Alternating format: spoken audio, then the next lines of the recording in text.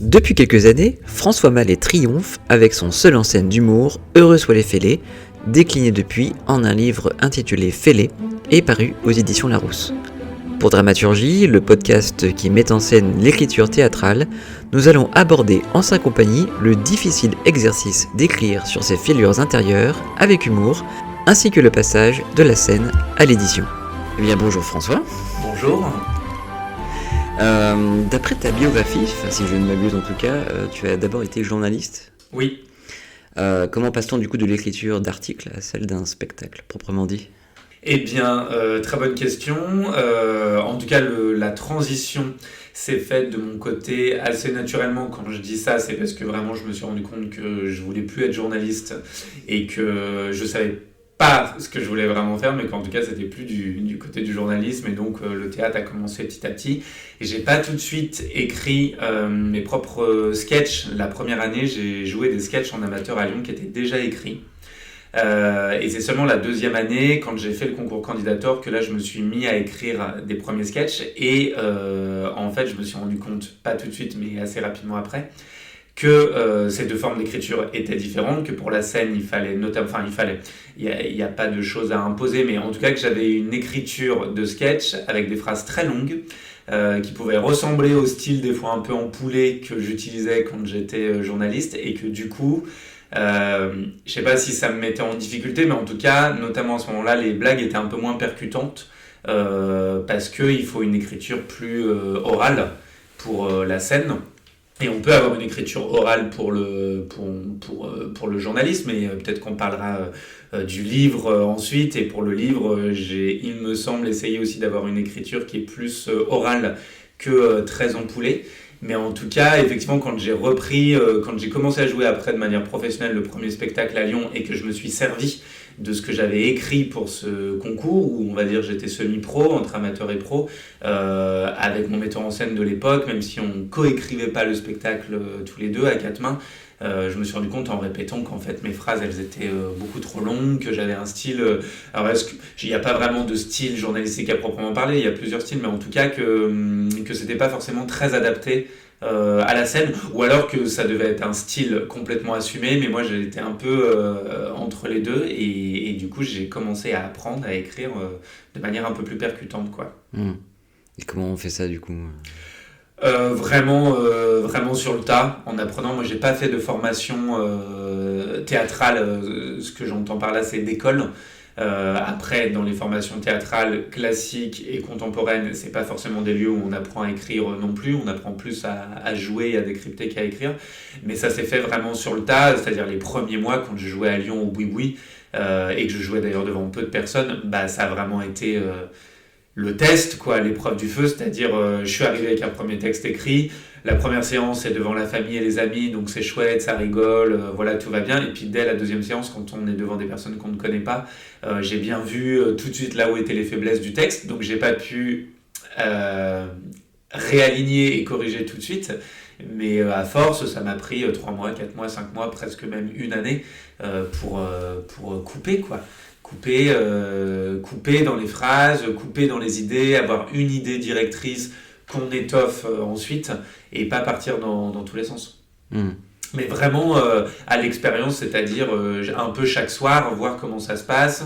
Je prenais pas des notes tous les soirs en sortant de scène, mais j'essayais de voir globalement les moments, les minutes d'affilée où j'avais perdu le public, et de me dire, là ça fait 3 soirs que c'est le cas, donc c'est pas un problème de public, ça veut dire que vraiment c'est pas assez percutant, il faut changer.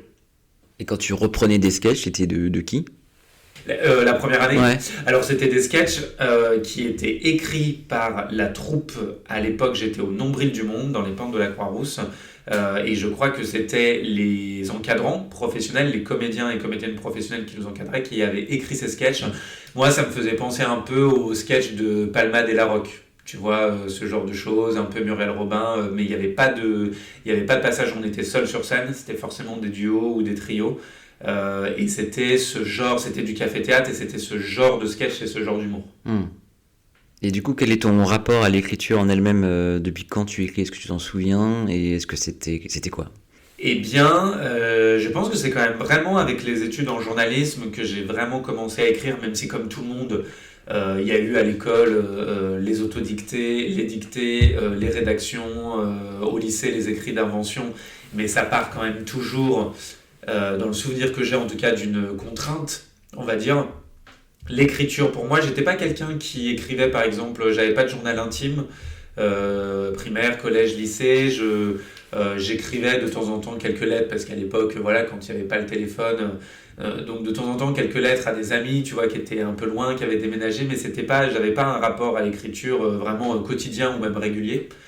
Et c'est arrivé avec le master en journalisme, donc pour des exercices journalistiques à proprement parler. Et après, c'est vraiment le début du théâtre, voilà, où vraiment écrire son premier spectacle. Et d'ailleurs, je trouvais ça vraiment très vertigineux. Et je me souviens, j'étais dans un rapport, et c'est ça aussi que j'ai compris après en jouant. Et maintenant, c'est souvent ce que je fais. Par exemple, maintenant, quand j'écris des nouveautés pour mon spectacle, pour le livre, ça a été un peu différent. Le livre, je restais quand même très assis derrière ma chaise, et je fonctionnais avec des musiques, des ambiances pour me rappeler de certains souvenirs et écrire.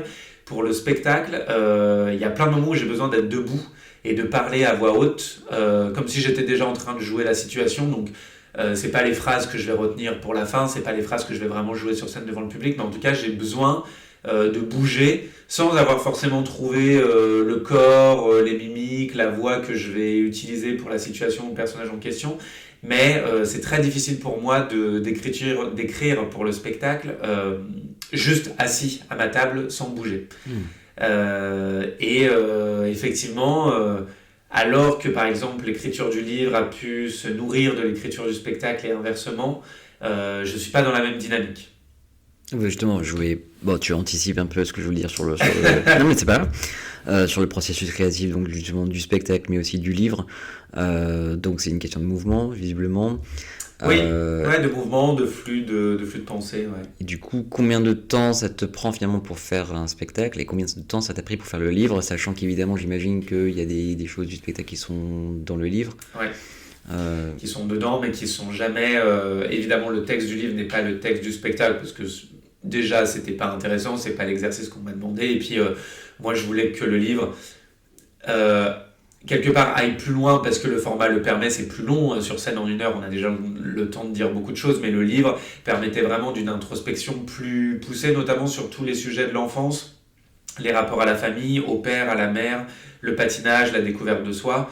Il y a beaucoup de choses sur la santé mentale aussi, mais finalement dans le livre c'est peut-être presque pas la question centrale, ou en tout cas ça vient par la suite expliquer certaines choses, mais c'est pas la question centrale comme dans le spectacle.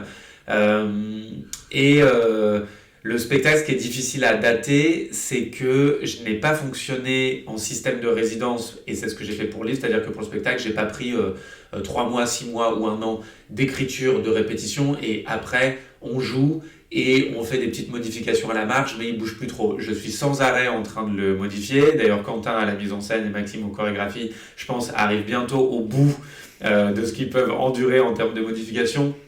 Là, tu vois, je vais encore en faire en avril et en mai. Il y a beaucoup de choses qui ont changé l'année dernière, où j'ai pris un tournant, où on est passé de quelque chose qui était quasiment et uniquement humoristique à plus une forme de seul en scène théâtrale, où il reste de l'humour évidemment, mais où on est dans un spectacle plus théâtralisé, où je joue plus avec les up and down, parce qu'évidemment je parle de mon parcours autour de la bipolarité. Le livre, ça a été différent. Le livre, on va dire que ça a pris 1 an et demi du départ du processus jusqu'à la sortie du livre. Et là-dedans, on va dire, il y a 4 ou 5 mois de réflexion, alors pas du tout au quotidien, hein, j'avais plein d'autres choses à faire en parallèle, mais 4-5 mois de réflexion sur le plan, même si j'ai pu m'inspirer du spectacle parce que les deux sont globalement chronologiques, avec à l'intérieur des flashbacks au moment où ça me semblait nécessaire et intéressant.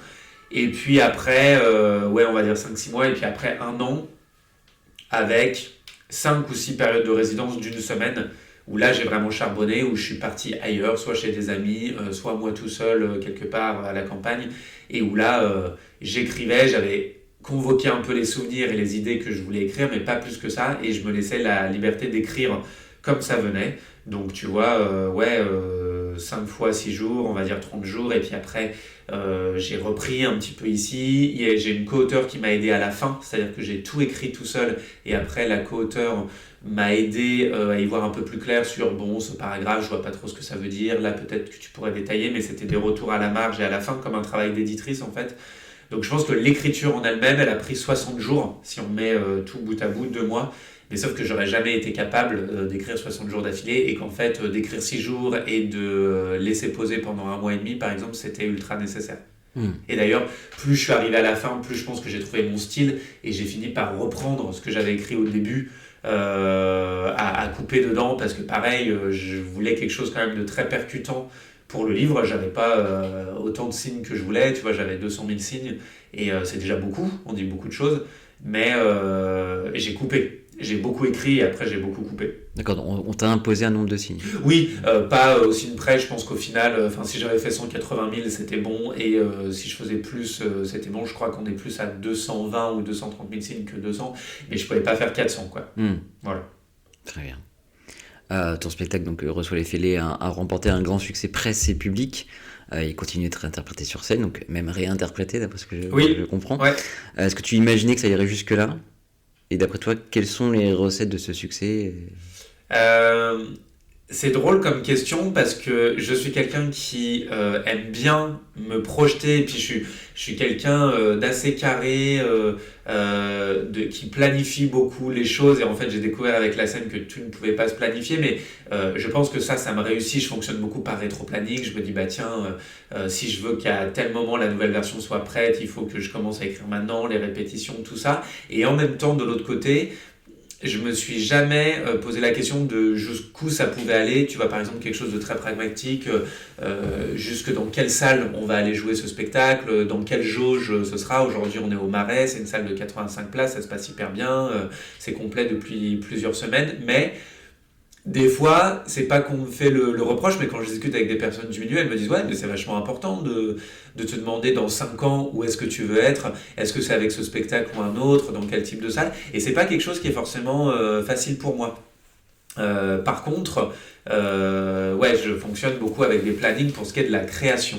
Il y a 5 ou 6 ans, tu vois, quand j'étais à Lyon avec le premier spectacle, je pense que j'aurais jamais pensé en être là aujourd'hui au Marais à Paris avec un spectacle complet. Je pense que c'est quelque chose que je pouvais envisager psychiquement et de manière rationnelle, mais c'est pas quelque chose que je sentais à l'intérieur de moi. Et là, c'est très difficile pour moi. Je sais pas encore où je vais jouer la saison prochaine et je sais pas encore jusqu'où je vais l'emmener parce que je pense qu'on est quand même...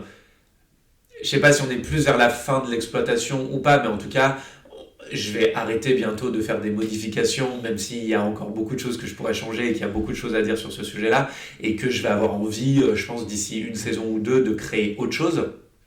Mais je n'arrive pas encore à savoir vraiment jusqu'où ça va m'emmener. Et ça me stresse pas trop. Et c'est assez paradoxal chez moi parce que je suis quelqu'un qui aime vraiment bien planifier et prévoir les choses à l'avance et un peu contrôle fric, je sais pas, mais il y a un petit côté comme ça, quoi. Je m'attendais pas, ne serait-ce qu'il y a quelques années, que ça se passe aussi bien au niveau de la presse, même si on pourrait avoir encore plus de choses, mais Télérama, même si j'ai beaucoup insisté pour que Rossana vienne, je pensais pas que ça arriverait. Sans attaché de presse, je pensais pas que ça arriverait et elle est venue, elle a beaucoup apprécié le spectacle et on va pas se mentir, ça a mis un énorme coup de boost. Ça nous a permis de terminer les 3 bandes complètes, ça nous a permis de faire venir des productions aussi. C'est comme ça que j'ai décroché quelque part la production avec qui je travaille aujourd'hui. Donc ça a été un énorme coup de pouce, je pense mérité et très chouette. Et j'avoue que c'est un des plus beaux moments, dans tous les cas, que je garderai sur le spectacle. Et auquel je ne pouvais pas forcément m'attendre. Tu parles de... Et que de toute façon, c'était pas un but en soi et que le spectacle, il existe d'abord auprès du public, je considère, et ça on me l'a dit dès que j'ai commencé à Lyon, c'était Stéphane Cazès qui me l'avait dit, et même si c'était quelqu'un avec qui j'étais pas forcément d'accord sur tout, j'ai tout de suite été assez d'accord, c'est ce que je te disais tout à l'heure, sur le fait que se confronter au public, le fait de bouffer de la scène et le fait de se dire que c'est quand même le public qui a raison. Alors oui, Il y a des fois, tu tombes sur un mauvais public, t'as beau tout essayer, ça fonctionne pas, mais globalement, il faut se remettre en question, et si ça marche pas plusieurs soirs devant différents types de publics, bah, c'est quand même le public qui paye sa place pour venir. La presse, c'est chouette, mais la presse, c'est aussi un microcosme qui a sa propre subjectivité théâtrale, et qu'au final, les gens qui ont raison, les gens qui te font vivre, les gens à qui tu transmets ces émotions-là, c'est quand même 95% du temps le public, quoi. Et ça, j'aime bien cette idée. Tu abordes notamment donc la bipolarité et la dépression. On a l'impression maintenant que les maladies mentales sont de plus en plus abordées au théâtre, au cinéma, dans la littérature. C'est même presque un genre en soi, quelque part, j'ai l'impression. Est-ce que tu avais ce sentiment d'être une sorte de pionnier à l'époque pour aborder cette thématique-là? J'ai commencé à en parler à Lyon, on va dire à un moment où j'ai peut-être fait la transition entre le premier et le deuxième spectacle. C'était un tout petit peu, j'avais commencé à y réfléchir pendant le premier confinement qui a fait un peu l'effet d'une résidence artistique pour moi, et puis surtout pendant le deuxième, alors confinement qu'on n'était pas vraiment un, mais on va dire couvre-feu de plusieurs mois. Et je me souviens pas m'être dit, ok, tu vas être un pionnier, personne n'en a jamais parlé parce que j'avais pas cette prétention-là du tout, mais je me souviens m'être dit, en tout cas, dans mon entourage, la proche de comédiens et comédiennes qui jouent aussi dans les cafés-théâtres dans lesquels je jouais à Lyon, je ne connais personne qui en parle. Et ça va être un petit pari, et en même temps, notamment quand tu étais hospitalisé, bah, toutes les personnes qui t'entouraient, vous étiez quand même un échantillon très représentatif de la société. Il n'y a pas de raison en même temps que ça ne parle pas et que ça ne plaise pas. Et je voyais plus ça comme un pari, un challenge et une bonne dose d'adrénaline que une question où je me disais, ah ouais, je vais être pionnier, et du coup c'est hyper intéressant, et je vais en faire un sujet un peu à la mode. Et puis après, en arrivant à Paris, j'ai vu, et aujourd'hui je ne connais pas encore tous les spectacles qui en parlent, mais j'ai pris conscience qu'on était de plus en plus nombreux et nombreuses à en parler, qu'on soit d'ailleurs directement concerné par un trouble psychique ou pas. Et j'ai trouvé ça hyper intéressant, parce que moi, les quelques fois où je suis allé voir des spectacles qui en parlent, j'ai trouvé que c'était des choses... Enfin, c'est pas spécialement à moi de juger la manière dont ces personnes en parlent, mais ça résonnait en moi. J'apprenais des choses aussi sur d'autres thématiques autour de la santé mentale, et ça, je trouve ça chouette. Mais par contre, je pense qu'on peut dire que oui, moi, on va dire que j'en parle depuis 2022, donc ça fait maintenant 4 ans. Et je pense qu'avant les années 2020, toute cette période de confinement, c'était pas des sujets dont on entendait beaucoup parler. Et après, je suis pas dans tout l'univers des comédie clubs, je sais pas comment on en parle dans les comédie clubs, notamment dans cette mouvance stand-up, mais je trouve qu'on en parle plutôt bien, et que c'est à la fois une libération de la parole, et qu'en même temps c'est pas une imposition, et je le vois pas, parce que de temps en temps j'ai pu sentir un peu ça en marge des discussions, que certaines personnes voyaient ça un peu comme des sujets à la mode, et que du coup c'était cool d'en parler et qu'il fallait surfer sur la vague. Moi, j'ai pas ce sentiment-là. Je vois beaucoup d'autres spectacles qui continuent à exister. Oui, la santé mentale est grande cause nationale depuis 2025, c'est renouvelé, on en parle plus, mais je pense que c'est des choses qui existent en fait depuis longtemps, et qu'on les a juste mis sur le devant de la scène parce qu'on a besoin d'en parler. J'ai pas du tout l'impression que sur scène ça soit un effet de mode. Mais ça, c'est mon intime conviction, quoi. Et comment tu as réussi à rendre ça universel? Parce que finalement, les gens qui viennent te voir, ils n'ont pas forcément de troubles psychiques, Ouais. ou de gens autour d'eux qui en ont. Comment on rend ça universel du coup? Et ben, c'est toujours quelque chose sur... voilà, je me questionne toujours, parce qu'effectivement, le spectacle part quand même d'un parcours très personnel. Après, voilà, on a l'habitude de dire aussi, enfin moi je l'ai beaucoup entendu, et au début ça résonnait pas en moi, mais plus j'avance, plus ça résonne en moi, le fait que l'intime est quand même politique, et qu'on fait aussi avancer les choses et les prises de conscience et la libération de la parole, en témoignant de quelque chose de très personnel. J'ai compris aussi assez vite que les troubles psychiques, voilà, la bipolarité, ça concerne 2% de la population. Donc effectivement, c'est très à la marge. C'est néanmoins très important, mais c'est très à la marge. Mais sur un pays où on est maintenant environ 70 millions, on est entre 10 et 12 millions à être concernés, ou à être concernés plus tard par un trouble psychique quel qu'il soit, et que ça soit une dépression qui peut durer 3 semaines ou un mois, ou un trouble à vie. Et encore une fois, du coup, je me suis dit, bah, du coup, je suis pas tout seul. Et puis surtout, c'est un spectacle qui aborde des thématiques, et pas seulement la bipolarité, de santé mentale. Et en fait, la santé mentale, et ça je l'ai compris il n'y a pas longtemps, c'était lors d'un colloque que on est tous et toutes concernés, on a tous une santé physique, et donc on a tous une santé mentale. Et la santé mentale, ça ne concerne pas que les personnes qui vivent avec un trouble psy, c'est comment on vit au quotidien avec les épreuves de la vie, positives et négatives, et comment on surmonte tout ça et qu'on se maintient à flot psychiquement.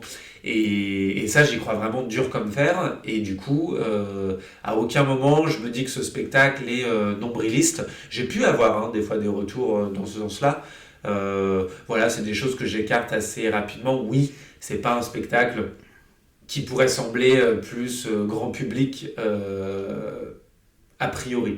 C'est pas un spectacle sur la maternité, c'est pas un spectacle sur la paternité. Et tu vois, ça m'interroge. Je me demande si ça peut pas faire partie de mes envies à travers encore des choses très personnelles et intimes pour un futur spectacle. Ça, c'est des choses qui m'interrogent beaucoup en ce moment, cette question de la paternité et de la filiation, donc pourquoi pas dans un futur spectacle. Donc ça peut sembler moins grand public à la base, surtout, et ça on va pas se mentir, c'est aussi, moi ça m'a fait plaisir d'utiliser ça comme élément de communication et de promotion, ce triptyque bipolaire, gay, patineur, et c'est vrai que du coup, les trois à la fois peuvent attirer et ça a un effet, je pense, un peu pop et tant mieux. Mais en même temps, on peut se dire que c'est hyper restrictif. Et en même temps, plus je le joue, plus le nombre de personnes qui viennent voir le spectacle me montre qu'il y a une portée peut-être plus universelle que ce que j'aurais pensé moi-même au départ. Et justement, donc ce spectacle parle donc de l'intime, de quelque chose de très personnel, etc. Comment on peut faire un autre spectacle derrière, ou comment on se réinvente, comment on arrive finalement à parler d'autre chose que de soi, Bah c'est un gros questionnement que j'ai en ce moment. Je pense qu'après, on met toujours de soi dans les spectacles, c'est-à-dire, là par exemple, quand je parlais de la maternité, je pense notamment au spectacle qu'a pu faire Florence Foresti là-dessus, et puis qu'elle a pu aussi disséminer ça dans plusieurs spectacles. Et je pense qu'en fait, les différents spectacles qu'on fait quand on est humoriste ou comédien de seul en scène, c'est forcément des spectacles qui arrivent à des époques différentes de notre vie. On a vécu des choses entre-temps et on met forcément de nous à l'intérieur de ça. Après, peut-être que mes futurs spectacles seront effectivement moins centrés sur un parcours vraiment typique personnel et que ça sera plus ouvert vers quelque chose d'universel. Mais si je fais un spectacle sur la paternité et la filiation, il y aura forcément des choses très personnelles, et je pense que c'est comme ça que j'arriverai à toucher un public plus large, et que ça sera juste que je me serai réinventé, et que la bipolarité, peut-être que ça sera quelque chose qui sera encore abordé, mais à la marge. Mais je ne me vois pas aborder des sujets qu'on pourrait estampiller grand public juste pour faire un spectacle grand public. Je pense que ça partira toujours d'une réflexion très intime et très personnelle de tiens, à ce moment-là, voici ce qui me travaille. Et après, si moi ça me travaille, peut-être que ça travaille aussi beaucoup d'autres personnes, et en élargissant les pistes. Peut-être on peut imaginer que ce sera un spectacle dans lequel il y aura encore plus de personnages, et que du coup il y aura peut-être moins de narration au jeu. Ça, je pense que c'est quelque chose qui pourrait être intéressant. Mais pour l'instant, c'est juste des pistes sur lesquelles je réfléchis, des petites choses que je note à droite, à gauche, mais j'ai aucune idée de à quoi ça peut ressembler, pour l'instant. Et toi qui donc écris des seuls en scène, est-ce que tu te verrais écrire une pièce pour plusieurs comédiens, toi inclus dedans, ou pas? C'est possible, je me suis jamais je me suis pas foncièrement interrogé là-dessus, je me suis plus dit, et c'est quelque chose que je travaille en ce moment, et c'est notamment l'écriture du livre qui m'a donné envie d'écrire et de réaliser pour l'audiovisuel, et c'est quelque chose que j'avais déjà fait à Lyon avec une mini-série sur le monde de l'humour que j'avais écrite, réalisée, dans laquelle j'avais joué, et où on s'était retrouvé avec une bande de potes, comédiens et comédiennes, techniciennes de la région lyonnaise, et c'était vraiment chouette. On me pose souvent la question, je me demande si je me vois peut-être pas plus jouer dans une pièce à plusieurs, et ce qui serait vraiment un vrai challenge de jouer un texte qui n'est pas le mien, de s'insérer dans une pièce où c'est vrai que le seul en scène, il y a des moments c'est très très dur. Il y a plein de fois quand c'est des beats, j'ai compris ce que ça voulait dire être seul sur scène, mais en même temps des fois c'est très grisant, vous êtes responsable de votre propre réussite, vous avancez aussi vite que vous voulez, quand vous êtes avec des partenaires, il faut être dans l'écoute. Donc je pense que ça serait super et que ça serait un gros travail, et j'ai pas trop pensé à écrire une pièce pour d'autres personnes. Je pense plus à écrire pour d'autres personnes sur l'audiovisuel, en ce moment en tout cas. Est-ce que tu lis du théâtre, et est-ce que tu as des auteurs de prédilection dans ce domaine du coup? Très peu, j'avoue. Non, je lis très peu de théâtre, je pense que les pièces que j'ai lues, ça remonte Bah, à la première, à la terminale, j'étais pas en section L, mais il y avait quand même du français, de la littérature, et voilà, et je peux même pas te dire quelle est la dernière pièce que j'ai lue. Non, j'entends parler de pièces par petits bouts à droite à gauche, de par les personnes avec qui je travaille et qui travaillent aussi sur d'autres univers. Mais non, je ne lis pas de théâtre, et je vais voir peu de théâtre classique. Au final, je vais plus voir, je l'avoue, du seul en scène, des pièces de danse aussi, mais je vais voir peu de théâtre. Je le confesse. Enfin, il n'y a rien de mal à ça, mais... J'avais lu que tu voulais adapter ce spectacle. Ça se trouve, ça a été fait, désolé dans ce cas si je suis en retard, sur glace. Oui, alors ça a été fait et ça n'a pas été fait. C'est-à-dire que c'est quelque chose, quelque part, que j'ai déjà fait en 2023, où avec Maxime, qui travaille donc aux chorégraphies sur le spectacle sur scène, et je ne travaillais pas encore avec Quentin à la mise en scène à ce moment-là, on avait transposé un peu rapidement, c'était une commande, le spectacle qui existait sur scène avec des patins aux pieds, mais on n'avait pas eu le temps de faire une vraie réadaptation et un vrai retravail. Là, c'est en cours, c'est quelque chose qu'on aimerait bien montrer du coup pour la première fois dans cette nouvelle forme en 2027, on va dire dans une grosse année. On y travaille dur. Là, on est sur la piste vraiment de réflexion, comment on l'imagine, de première piste d'écriture, mais ça ne sera pas, parce que je ne vois pas l'intérêt, la glace offrant tant de possibilités de mise en scène, et je pense que ça sera un spectacle qui ressemblera à Heureux soit les fêlés, mais où il y aura quand même un gros focus sur mon parcours de patineur, tant qu'à le faire dans une patinoire, autant que ça prenne un vrai sens. Et que d'ailleurs il faudra vraiment interroger de à quoi ça sert de faire un spectacle dans une patinoire. Je veux pas que ça ressemble à Holiday on Ice, ce sera pas un spectacle avec un enchaînement de chorégraphie pure et dure et au milieu des liants et des transitions. Ça sera un vrai spectacle de théâtre sur glace. Et il se trouve que comme je suis patineur, il y aura des moments physiques, il y aura des moments chorégraphiés, mais il faut que ça serve le propos. Mais oui, c'est quelque chose qu'on travaille et j'espère que ça verra le jour en 2027 en tout cas. Donc avec une tournée dans les patinoires. Bah, c'est le but. Le but, c'est de faire une première date dans un an dans une patinoire à Paris. Je pense que ce sera la patinoire de Bercy. Il y a une patinoire qui est accolée à l'Accor Arena où il y a un club de patinage et c'est là-bas que je m'entraîne. Et puis après, bah ouais, ce qui est bien, c'est qu'il y a des patinoires dans toutes les grandes villes de France. C'est des lieux dans lesquels il se passe pas grand-chose à part des compétitions de patinage et de hockey. Et culturellement, c'est quand même assez pauvre. Donc je pense que c'est un pari. Parce que faire venir du monde dans une patinoire pour un spectacle de quelqu'un qui n'est pas forcément foncièrement connu de base, c'est un pari. Et en même temps, c'est un pari que j'ai envie de relever parce qu'il y a un créneau à prendre et puis parce que pour moi, ça fait sens. Donc le but, on va dire, c'est de faire une date à Paris en 2027, de prendre la température et de tourner en 2028 si ça prend. Et est-ce que tu pourrais laisser ton spectacle à un autre comédien, comme a fait Andrea Bescon avec Bonne question. J'y ai jamais pensé. Donc je peux pas répondre foncièrement. J'y ai jamais pensé. Je pense que ça pourrait se faire, mais que ça demanderait un vrai travail de lâcher prise, pour le coup. Soyons honnêtes. Mais ça pourrait se faire. Ce qui te permettrait de continuer ce spectacle tout en jouant autre chose. Ouais, exactement. Oui, parce que de toute façon, on va se poser la question de comment jouer potentiellement les deux en parallèle. C'est aussi pour ça, on va pas se mentir, que je veux que le spectacle sur glace soit une réécriture, une réadaptation, parce que j'ai pas du tout envie de vivre sur scène et sur glace exactement la même chose et de traverser le même texte. Mais ça pourrait se faire, ouais, ça pourrait se faire. François n'est plus disponible sur scène, donc venez le voir sur glace et sur scène, c'est quelqu'un d'autre. Pourquoi pas? Quel conseil pourrais-tu donner à des auteurs qui voudraient se lancer eux aussi dans l'écriture d'un seul en scène? Est-ce qu'il faut obligatoirement parler de ses fêlures finalement ou laisser divaguer Non, ouais, l'imagination? pas forcément. Le conseil que j'aurais envie de donner, j'en ai pas beaucoup, je l'avoue. C'est d'abord, parce qu'en fait, quand on revient à ce que je disais au départ, d'écrire comme ça vient. Moi, on m'a souvent dit, bon, même si ton but, c'est d'écrire des blagues, peut-être que écrit comme ça vient et ensuite tu réadaptes, ensuite tu coupes et tu vois où ça te mène, mais d'écrire avec une discipline le plus régulièrement possible sur les sujets qui nous traversent ou qui nous inspirent. Et après, on trouve potentiellement un fil directeur et après, on affine, on est aidé par un co-auteur, une co-autrice ou pas, mais de ne pas se mettre de barrières. Et ça, je l'ai compris d'autant plus pour le livre. Et après, on réduit, on condense. Il n'y a pas de mauvais sujet. C'est le truc principal que je veux dire, parce que moi, j'aurais bien aimé qu'on me le dise plus. Et c'est quelque chose que j'ai appris en réécrivant, à me mettre moins de barrières. Il n'y a pas de mauvais sujet. Tout peut être intéressant. Et dernière question, et l'écriture d'un livre, c'est de nouveau encore en tête ou c'était un one-shot? On me l'a beaucoup posé à la sortie du livre. C'est presque la question principale qui m'a été posée avant comment ça s'est passé, tout ça. Ce qui est sûr, franchement, j'en sais rien.